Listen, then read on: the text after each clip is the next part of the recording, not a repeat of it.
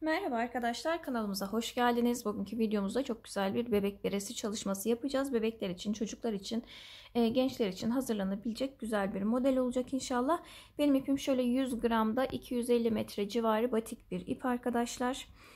Tığ olarak 2 adet tığ aldım. Normal şartlarda 3,5 milim gayet ideal benim ipime göre. Fakat kenar kısmını ekstra lastikten öreceğim için sık iğne tarzında biraz gevşek, yani rahat bir şekilde esnek bir lastik elde etmek istediğim için biraz daha kalın bir tığ tercih edeceğim. Kenar kısmını bununla başlayacağım onun için. Anlatıma geçmeden evvel, eğer ki kanalımıza abone değilseniz abone olarak bizlere destek olmanızı rica edeceğim ve hemen anlatıma başlayacağım.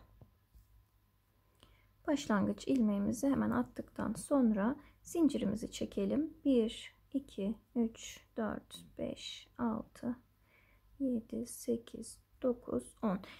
Burada kenar lastiğinin genişliği ne kadar olsun isterseniz ona göre çekebilirsiniz.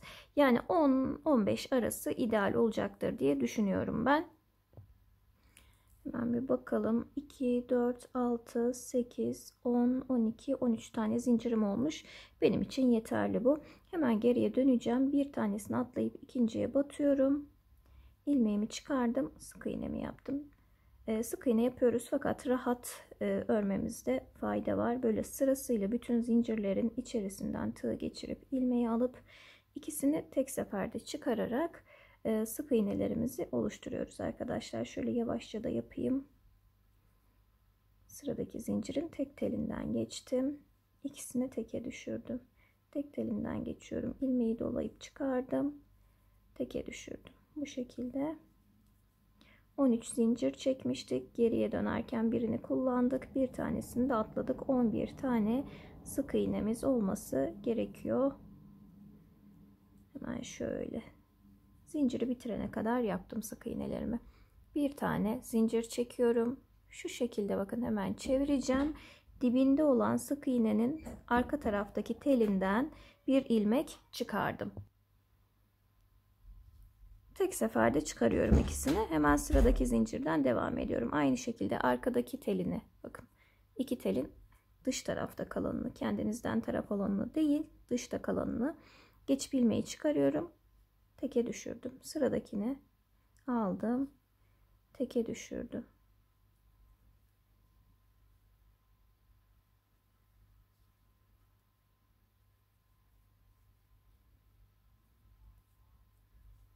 Bu şekilde sıranın sonuna kadar gidelim. İlmekleri alırken sayabilirsiniz. 1 2 3 4 5 6 7 8 9 10 tane olmuş. 11. bakın, son ilmeğimi hem bu teli hem bu teli birlikte geçirerek alıyorum. Kenar kısmı düzgün olsun diye. Hemen bir zincirimi çektim. Tam dibindeki ilmekten ilmeğimi aldım, çıkardım. 1, sıradan gidiyorum. 2 3 4 5 6 7 8 9 10 ve son 2 teli birlikte alıyorum. 11 zincirimi çektim. Geriye dönüp tekrar başladım. Bu şekilde devam ederek lastik kısmını uzatacağız arkadaşlar. Başlangıç ilmeği, son ilmeği hani detayları dikkatli yaparsak hiç sıkıntı olmadan ilerleyeceksiniz. Yeni arkadaşlar, sayıyı eksiltmemek ya da çoğaltmamak adına özellikle son kısımda eksilme olabilir. Her sırada böyle eliniz alışana kadar saymakta fayda var. Hemen dönüyorum. 1 2 3 4 5 6 7 8 9 10 tane olmuş. 11.'yi böyle çift ilmek olarak alıp kapatıyorum. Zincir çekip geriye dönüyorum. Lastik detayımız oluşmaya başladı bile zaten. Bu şekilde istediğimiz uzunluğa ulaşana kadar devam edeceğiz. Bunu da nasıl yapacağız? Baş çevresine ölçerek ya da bere ölçüm tablosundan ilgili santim sayısına ulaşana kadar yapabiliriz. Kaç yaş için yapacaksak. Bere ölçüm tablosunu bilmeyen, elinde olmayan arkadaşlar yorumlardan sorarsanız sizin için link bırakırım. Ben şimdi devam ediyorum. Evet, istediğimiz ölçü genişliğinde tamamladıktan sonra birleştirmesini yapacağız arkadaşlar. Şöyle esnekliğini de göstermek istiyorum. Gördüğünüz gibi lastiği 4 milimle örmüştük. Özellikle lastik kısmını ipinize göre kalın bir tığla örün diye özellikle söylüyorum ki buradaki esneklik payı artsın. Çünkü burası önemli bizim için.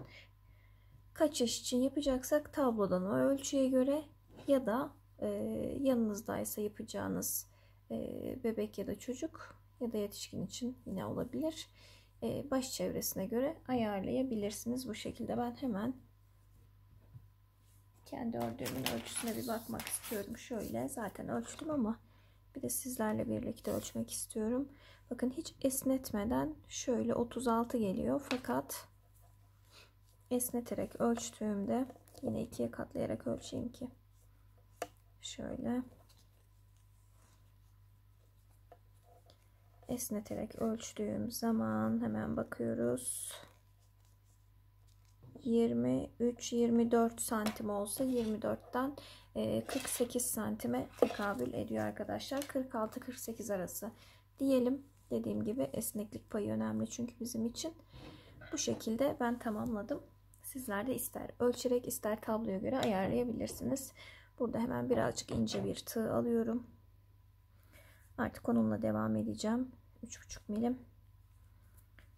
Sıranın sonunda bir zincir çektikten sonra en baştaki ilmeğin içerisinden tığımı geçiriyorum. Aynı şekilde karşı taraftaki ilmekten de geçiriyorum. Çıkardığım ilmeği tığımdakinden de geçirdim. Yani ilmek kaydırma yapıyorum. Sıradaki ilmekleri aynı şekilde karşılıklı olarak alıyorum. Çıkardığım ilmeği tığımdakinden de geçiriyorum. Bu şekilde ilmekleri karşılıklı olarak alarak ilerleyelim ve bu şekilde birleştirelim.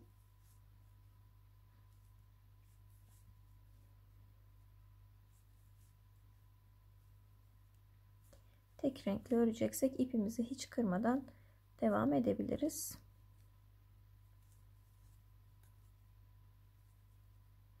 Son ilmeğe kadar aynı şekilde birleştirmemizi yapıyoruz. Şu da sanki tek, evet. İki telden de geçmeye gayret edelim ki düzgün dursun. Burada hemen bir zincirimi çekiyorum ve bu şekilde birleştirmemizi yapmış olduk arkadaşlar. Gördüğünüz gibi gayet muntazam bir görüntüde. Şöyle de çevireceğim ve artık buradan bu şekilde devam edeceğim. Hemen şöyle ilmeğimi üst tarafa çıkaracağım. Bir sık iğne yapıp 1 2 3 zincir çekiyorum ve bu üst kısımlarda her sıranın üst kısmındaki ilmekten batarak ilerleyeceğim. Üçlü trabzan yapacağım.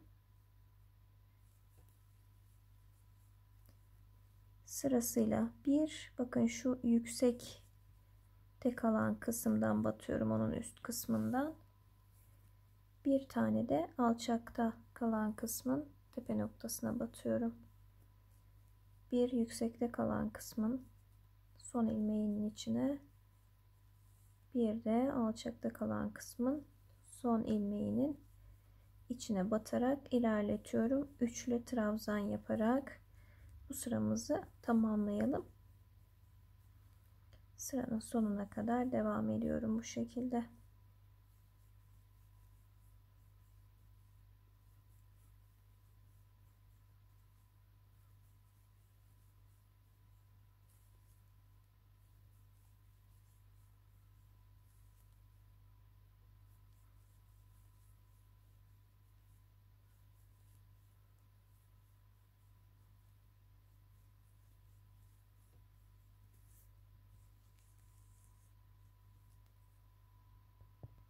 Evet, şöyle sıranın sonuna kadar geldim. Sıranın sonunda en başta çektiğimiz zincirin tepe noktasından ilmeği çıkarıp tığımdakinden de geçiriyorum. Yani ilmek kaydırma yapıyorum ve burada 4 tane zincir çektim.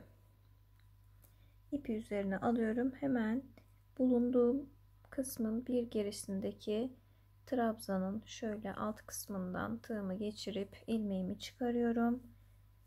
Üçlü trabzan yaptım. Şurada ip sanki, evet, şöyle bir esneteceğim. Biraz kaba durdu. Hemen tekrar ediyorum aynı işlemi. Üçlü trabzanımı yaptım. İpi tekrar üzerine aldım. Biraz önce ilk şunun üzerinden başlamıştık. Bakın şimdi hemen şuradaki trabzanımın üzerine battım. Üçlü trabzan yapıyorum. Tekrar üzerine aldım. Buradaki trabzanımın alt kısmından geçirerek üçlü trabzanımı yaptım. Doladım tekrar. Bir trabzanı geçip bir sonrakine trabzanımı yaptım. Tepesine batarak hemen bir geridekinin de yine alt kısmından dolanarak trabzanımı yapıyorum. Bir ileridekinin tepesinden hemen geride kalan trabzanımın da alt kısmından dolanarak yine trabzanımı yaptım. Bu şekilde ilerleyeceğiz arkadaşlar.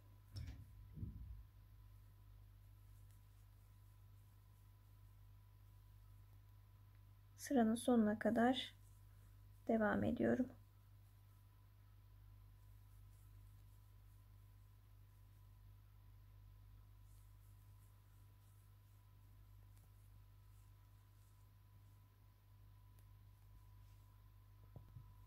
Evet, şöyle sıranın sonuna kadar geldim arkadaşlar. En sonda yine aynı şekilde bitirip sıra başındaki trabzanla birleştirelim.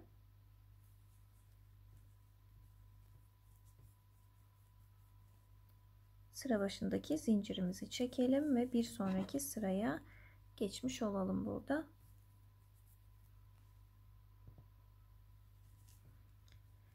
İpi tığımın üzerine alıyorum. Hemen şu noktada bakın üstte aldığımız trabzan var.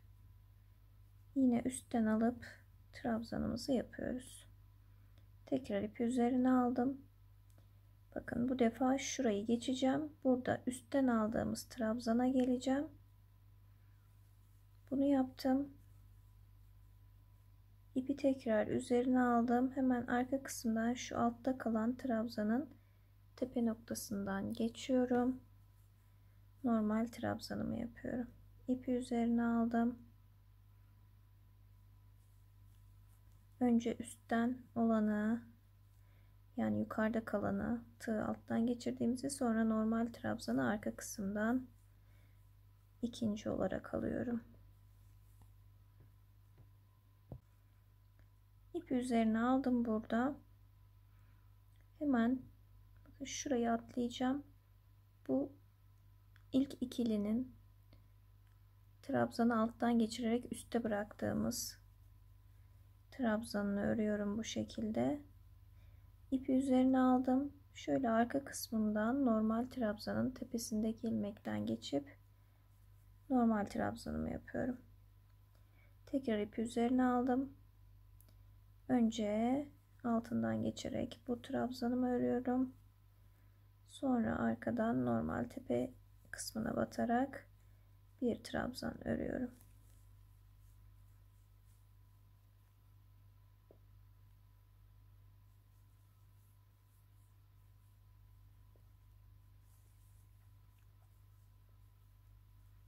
Bu sırayı da bu şekilde tamamlayacağım.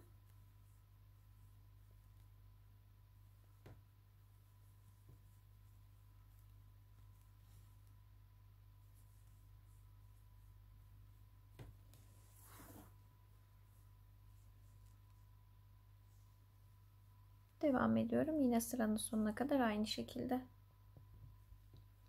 Evet, sıranın sonuna kadar geldim. Yine burada üstten ilmeğimi aldım. Arkadan normal trabzanımı alıyorum. Başta zincir çekmiştik. Bu arkadaki normal trabzanımız olacak. İpi üzerine aldım. Şu noktada bıraktığımız, en başta atladığımız üstten trabzanımız vardı. Onu alıyorum ve burada bakın şu üstten trabzanın hemen kenarındaki zincirinde tepe noktasındaki kısımdan sabitliyorum. Bu şekilde bu sırayı da tamamlamış oluyoruz. Sabitledim. 3 tane zincirimi ekledim. Sabitleme zincirimle birlikte 4. Yani 4 zincir oldu. İpi tekrar üzerine alıyorum arkadaşlar. Burada hemen bir alttaki sıranın tekrarını yapacağım. Bu da nasıl? Şu bakın, bunu atlayıp buradaki ilk trabzanı örüyorum. 1, sonra geriden üst trabzanımı örüyorum. 2.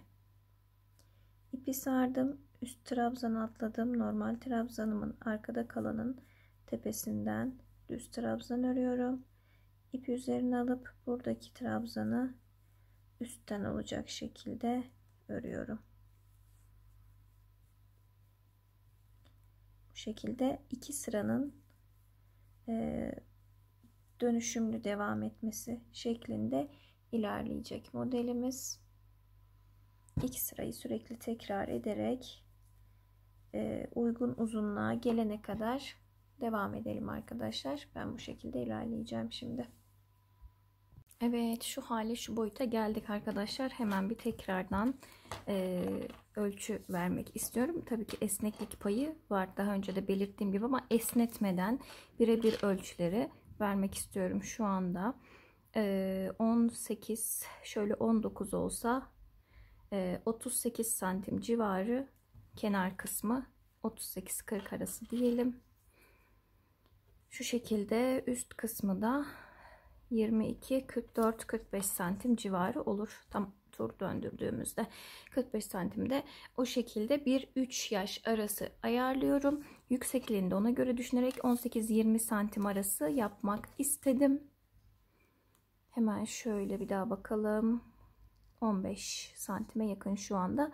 Şöyle 18 santim ila 20 santim arasında bitirmek istiyorum, ama 1 yaş için falan 20 santim çok yüksek geliyor arkadaşlar. Normalde tablodaki 1-3 yaş ölçüsü 20 santim, ama benim ilk hedefim 18-18,5 civarı. Şimdi dediğim gibi şurayı tekrar bakalım. 15 santim dedikten sonra eksiltmelerimizi yapmaya başlayacağız. Sıra olarak da yine bir bakalım. 1, 2, 3, 4, 5, 6, 7, 8, 9, 10, 11 sıra örmüşüm. 12. sıraya başlıyorum şu anda.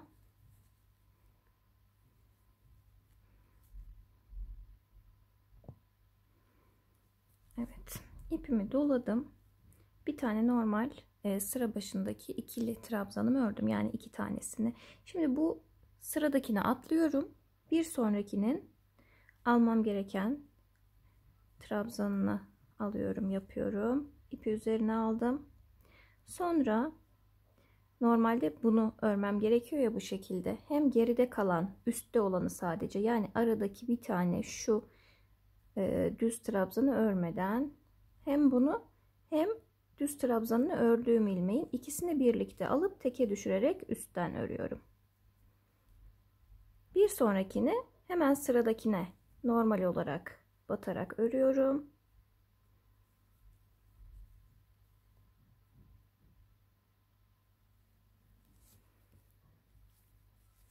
Birini normal battım. Şimdi bunu atlıyorum. İkincinin tepesine battığım trabzanı yapıyorum. Burada da geriye dönüp hem bunu hem bunu alarak ikisini tek seferde örüyorum. Böyle yapmamın sebebi arada çok fazla boşluk kalmaması için arkadaşlar. Yoksa hani farklı eksiltmeler yapılabiliyor, ama aradaki boşluk miktarı arttığı için bu şekilde en uygun, en düzgün yapabildim. Onun için bu şekilde eksiltmemizi yapıyoruz. Bir tane normal yapıp ikinciyi bir atlayarak yapıyorum.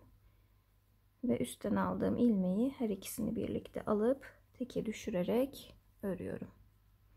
Bir tanesi normal. Bir sonrakine atlayıp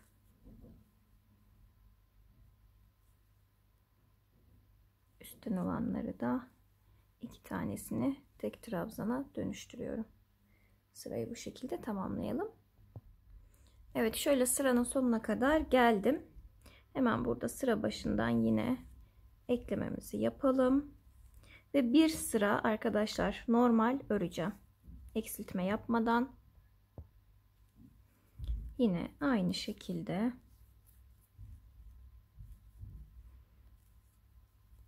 alt sırada ördüğüm gibi modelin gerektirdiği şekilde önce üstten olanı, sonra arka kısımdan normal trabzanımı alarak örüyorum.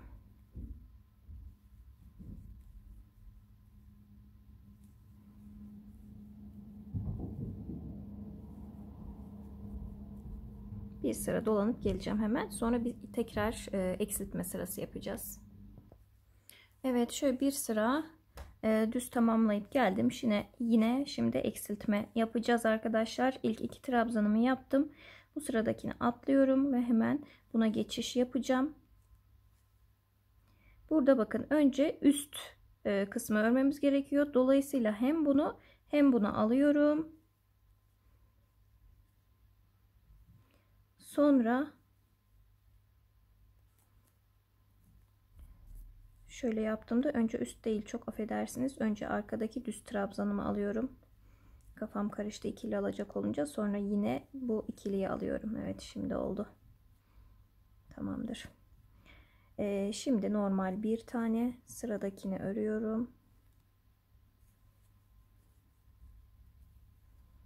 Bunu atlayıp ikinci modeli örerek sonra üstteki ikiliyi topluyorum.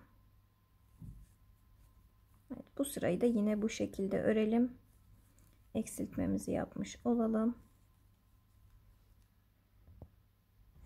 Evet, bu hale geldik arkadaşlar. Epey daraldı gördüğünüz gibi. Şimdi bu sırada normal bir sıra öreceğim. Yine her birinin üzerine modeli kurarak, sonrasında zaten eksiltme yaptığımız sırada yeterli ölçüde olacaktır diye düşünüyorum. Yine şöyle tekrar bir bakalım. Bakın 16,5 santim, zaten 2 sıra daha hemen hemen 19 santime yaklaşacaktır ve benim için yeterli ölçüde olacak bu ölçü. Şimdi ben devam ediyorum. Bir sıra normal öreceğim. Sonra tekrar bir eksiltme yapacağız. Evet, bu sırayı da tamamladım. Yine eksiltme yapacağız arkadaşlar. Hemen bulunduğum noktadan başlayıp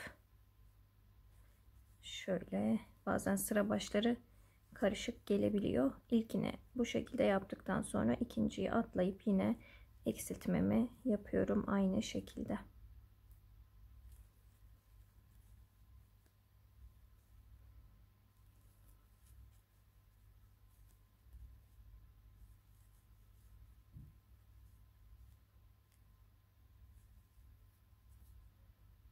Bu sıradan sonra da kapatacağız ve tamamlamış olacağız.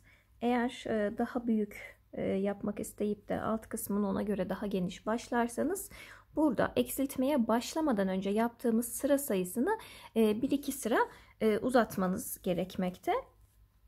O doğrultuda şapkanın boyu da uzayacaktır haliyle.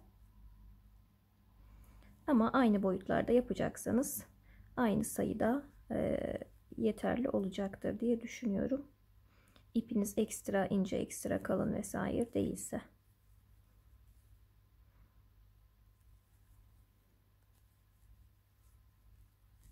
Evet, burayı da hemen tamamlayayım. Evet, bu sırayı da tamamladım. Şu haldeyiz arkadaşlar. Buradan sonrasını düz olarak ilerleterek yapacağım. Hemen 2 tane zincirimi çektim. İpi üzerine aldım. Şöyle tekli trabzan olarak bir trabzan yaptım. Şimdi bir buradan, bir yandan aldım. Tekrar kapattım. İpi üzerine aldım. Bu defa tek aldım. Tek seferde çıkardım. İpi üzerine aldım. Bir battım. Yanındakinden bir tane daha battım. 4 ilmeği bir çıkardım. Böyle 3 ilmeği çıkarıyorum. Sonra 2 batıyorum. Dolayısıyla tığımda 4 oluyor. 4 tane. Birinde eksiltme yapmış olarak ilerliyorum.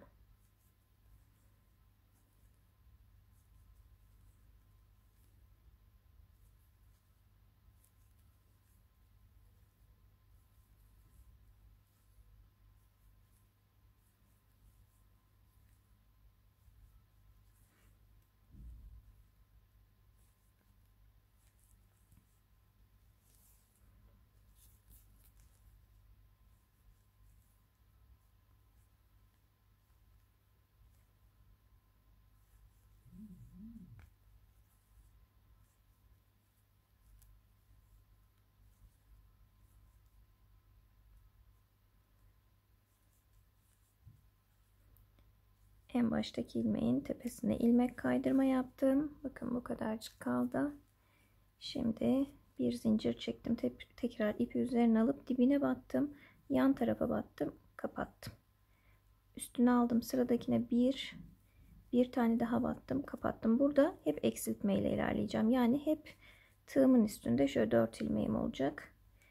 İpi sardım. 2 tane ilmeğimi aldım. Kapattım.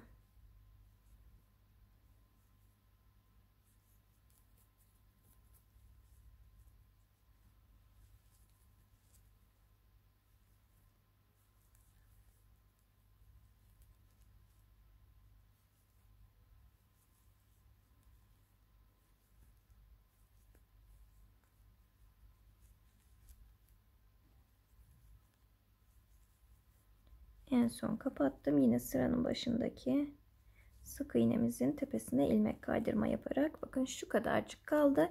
Hemen bunu da aynı şekilde zinciri çektim, sıkıladım orayı. 2 tane ilmeğimi çıkardım. Dördünü bir aldım. 2 ilmek çıkarıp tığımdaki 4 ilmeği teke düşürdüm. Bu son sıra. Zaten ilmeklerimiz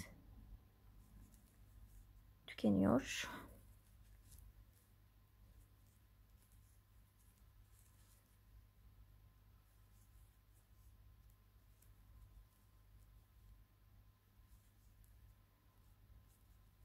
Şöyle en baştaki sık iğnenin içerisinden son ilmeğimi alıyorum. Teke düşürdüm. Bir zincir çektim. İpimi burada keseceğim.